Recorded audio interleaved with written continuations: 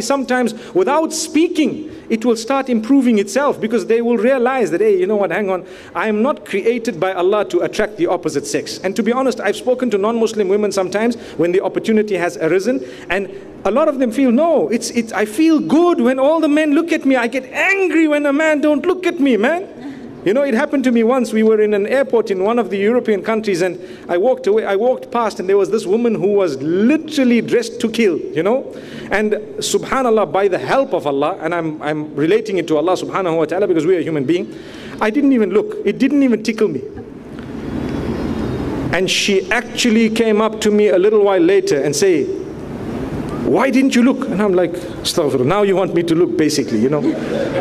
And I said, no, sister, I respect you so much that I'd appreciate, you know, and so on. And this has happened to me not a long time ago. And it's happened to other scholars in the past. And I've mentioned this in some of my lectures as well. So I think to correct a sister, there is a way, you know, a respectful way, a dignified way. But it is a duty to do something about it. You know, when you see something bad, you have to correct it. So when you correct it on different levels, but you are never harsh. The Prophet ﷺ was told by Allah subhanahu wa ta'ala, فَبِمَا رَحْمَةٍ مِّنَ اللَّهِ لِنْتَ لَهُمْ. It is because of the mercy of Allah that you are lenient towards them. Had you been harsh and hard-hearted towards them, they would have dispersed. Wallahi, the same rule applies. You see a Muslim, and every one of us, myself included, we need correction. Imagine if someone comes to you and just starts telling you things, and you know you're an idiot and you're useless, and what you said and what you did and how you operate, you won't appreciate it, because that's the nature of man. But if you want to correct someone, brother, mashallah, tabarakallah, you know, so on. And if it's a sister, you don't need to get into all that detail, but at least you need to show concern.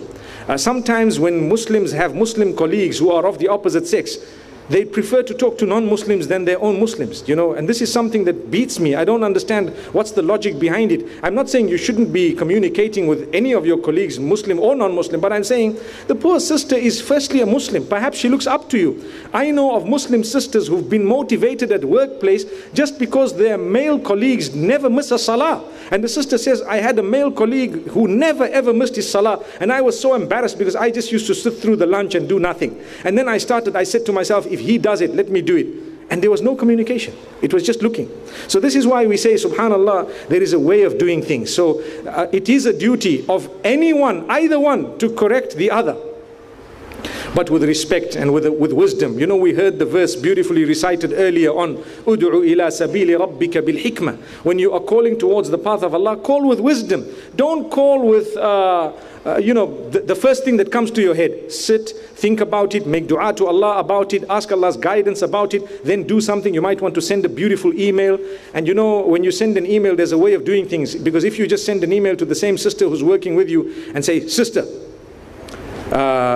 like the sister just said, you wear too much lipstick at work, and that is haram, as it is lipstick is red and the color of Jahannam is also red. Come on, there's a way of talking. So you say, sister, mashallah, may Allah strengthen you, may Allah help you, may Allah bless you and your loved ones, may Allah subhanahu wa ta'ala grant you goodness and greatness. I've got so many weaknesses of my own. Please highlight them if you see them.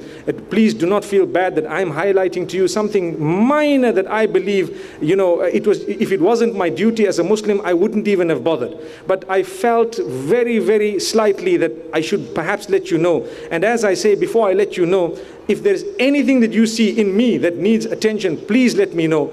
And the point that I wanted to raise was, you know, perhaps if you'd like to consider or reconsider the way you wear your makeup. Allahu Akbar, I'm trying to word it carefully.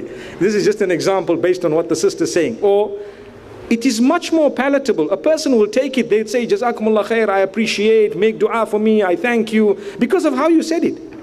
This goes back to the way you talk. May Allah grant us goodness and wisdom, but it is our duty to correct one another. Wallahu a'lam.